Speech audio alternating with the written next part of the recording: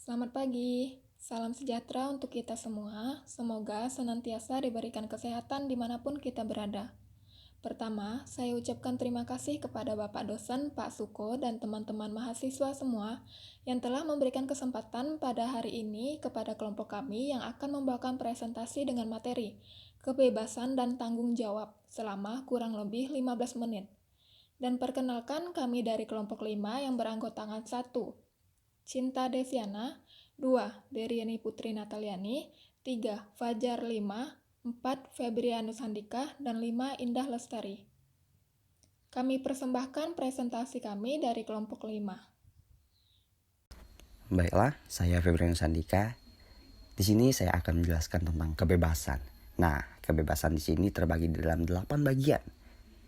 Yang pertama ada kebebasan fisik, yang kedua ada kebebasan yuridis, ketiga ada kebebasan psikologis, keempat ada kebebasan moral, yang kelima kebebasan eksistensial, yang keenam ada kebebasan positif dan negatif, yang ketujuh ada makna kebebasan, dan yang terakhir atau yang kedelapan keterbatasan kebebasan manusia oleh sosialnya.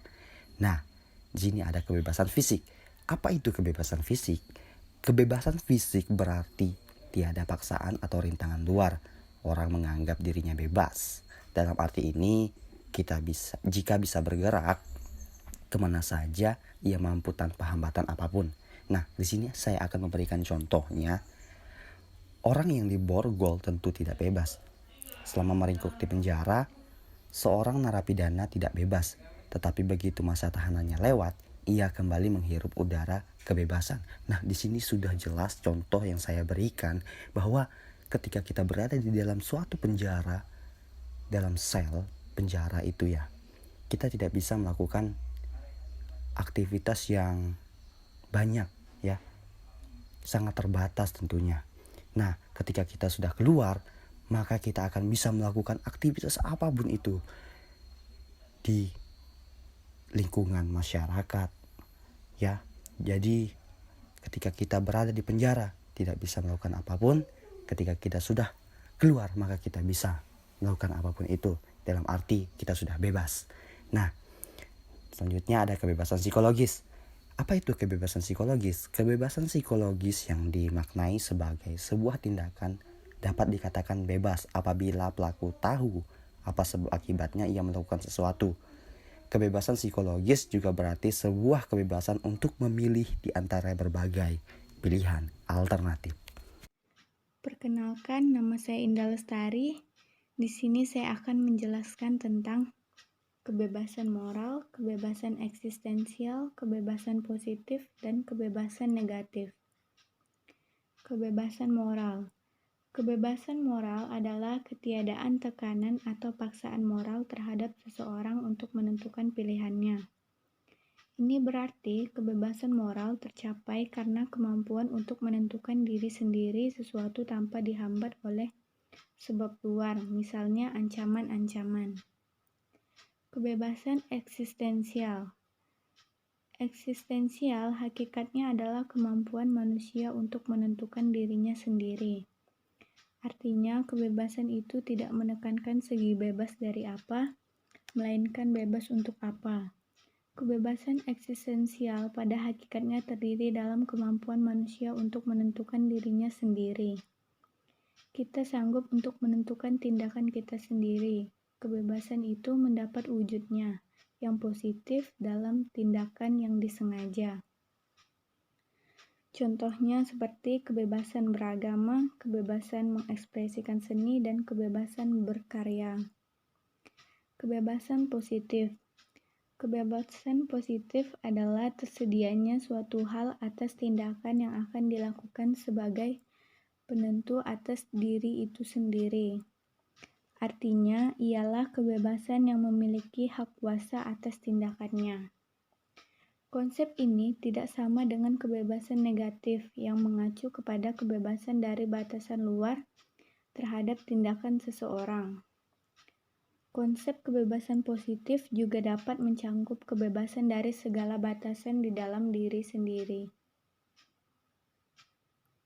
Kebebasan negatif. Kebebasan negatif ialah kebebasan yang berdasarkan suatu perbuatan tanpa adanya sebuah paksaan atau perintah dari orang lain atas kehendak diri. Singkatnya, kebebasan negatif adalah kebebasan dari segala campur tangan orang lain. Konsep ini tidak sama dengan kebebasan positif, yang merupakan kebebasan dari segala batasan dalam diri untuk mewujudkan potensi seseorang. Saya Fajar Lima. Di sini saya akan menjelaskan tentang makna kebebasan dan keterbatasan kebebasan manusia oleh kesosialannya. Kebebasan adalah tidak dalam keadaan diam, tetapi dapat melakukan apa saja yang diinginkan selama masih ada norma-norma atau peraturan-peraturan yang telah ada dalam kehidupan pribadi, keluarga, masyarakat, dan negara. Sebagai contoh, dapat menentukan sendiri tujuan-tujuan apa yang diingin dilakukannya, dapat memilih kemungkinan-kemungkinan yang ada baginya. Keterbatasan kebebasan manusia oleh kesosialannya. Pembatasan kebebasan karena kesosialannya. Kebebasan manusia tidak sama dengan kewenangan. Kebebasan kita secara hakiki terbatas oleh kenyataan bahwa kita adalah anggota terbatas oleh kenyataan bahwa kita adalah anggota masyarakat. Keterbatasan itu dapat diperinci kedua arah. Yang pertama adalah hak kita untuk bertindak menemukan batasan dalam hak setiap orang lain dan kebebasan yang sama. Kedua, kita hanya dapat hidup karena kebutuhan kita terus-menerus dipenuhi oleh orang lain dan masyarakat. Karena itu, masyarakat berhak membatasi kewenangan kita demi kepentingan bersama. Saya Deriani Putri Nataliani dengan NPM 20508599. Di sini saya akan menjelaskan tentang tanggung jawab. Apa yang kita ketahui tentang tanggung jawab? Tanggung jawab adalah kesadaran manusia akan tingkah laku atau perbuatan baik yang disengaja maupun tidak. Yang berarti keadaan di mana wajib menanggung segala sesuatu atau kewajiban yang harus dilaksanakan. Arti dari tanggung jawab juga berarti jika ada sesuatu hal boleh dituntut, dipersalahkan, diperkarakan, dan lain sebagainya. Orang yang bertanggung jawab adalah orang yang berani menanggung segala resiko atas segala hal yang menjadi tanggung jawabnya. Tanggung jawab dari sini ialah yang harus kita utamakan dari perbuatan maupun ucapan. Nah, dari sikap tanggung jawab ini, apa yang dapat kita peroleh? Dengan selalu menanamkan sikap yang bertanggung jawab, kita dapat menjadi seorang yang pribadi yang baik, jujur, dapat mengembangkan keadilan, dapat mengambil segala tindakan dengan benar. Dengan terasa tanggung jawab, orang yang bersangkutan akan selalu berusaha untuk memenuhi kewajibannya melalui seluruh potensi dirinya. Orang yang bertanggung jawab adalah orang yang mau berkorban untuk kepentingan orang lain ataupun orang banyak. Nah, contoh perbuatan yang bertanggung jawab itu seperti apa? Contoh sikap yang bertanggung jawab diantaranya yaitu mengerjakan sesuatu dengan sendirinya tanpa menunggu diperintah atau disuruh, menjaga kebersihan diri dan lingkungan dengan kesadaran tersendiri, tidak berbohong atau mengakui kesalahan, menyelesaikan tugas tepat waktu, saling menghargai dan menghormati sesama, mematuhi segala peraturan yang ada, tidak lari dari tanggung jawab, selalu konsisten atas apa yang kita ucap maupun perbuat, dan juga harus disiplin. Nah, sebagai contoh, kita sebagai mahasiswa, apa? Ya, kita sebagai mahasiswa yang menempuh pendidikan yang tinggi, kita harus belajar. Belajar yang bagaimana? Belajar ya bagaimana caranya bersikap, bertingkah laku yang baik, bertingkah laku yang benar. Karena apa? Karena kita akan menjadi seorang yang hidup di kehidupan sosial, yang bertemu banyak tipe-tipe orang di luar sana. Kita yang nantinya harus pandai memilah-milah mana yang baik dan mana yang buruk. Karena setiap keputusan yang akan kita ambil nantinya ialah yang akan menentukan pandangan masyarakat terhadap kita. Kita harus bisa bertanggung jawab atas semua pilihan yang kita ambil atau putuskan. Baik atau buruknya kita harus terima. Semua itu dilakukan agar kita belajar bagaimana untuk menjadi manusia yang lebih beradab dan bertanggung jawab. Saya Cinta Desyana Saya akan menjelaskan apa sih penentuan diri dan tanggung jawab. Sikap dari tanggung jawab terbentuk seiring dengan pertumbuhan dan perkembangan diri seseorang. Karena sikap tersebut berasal dari dalam hati dan kemauan diri sendiri untuk melakukan kewajibannya.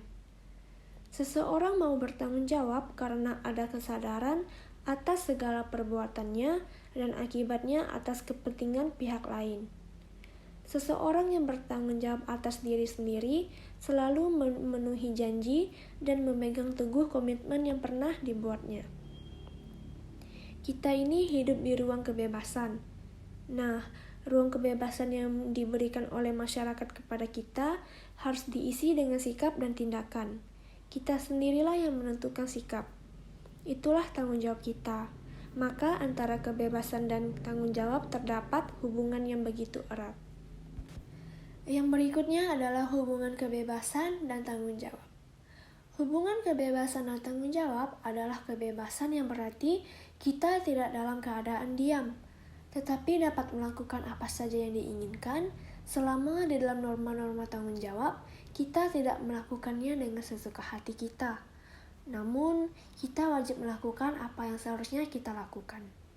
Kebebasan membuat orang bertanggung jawab terhadap tindakannya sejauh tindakan itu dikehendaki. Baik, demikian presentasi dari kami kelompok 5. Semoga hasil yang didapatkan dari presentasi ini bisa bermanfaat untuk kita semua. Dan jika ada kekurangan atas penyampaian saya dan teman-teman saya mengucapkan mohon maaf yang sebesar-besarnya. Terima kasih. Jumpa kembali di presentasi kami selanjutnya.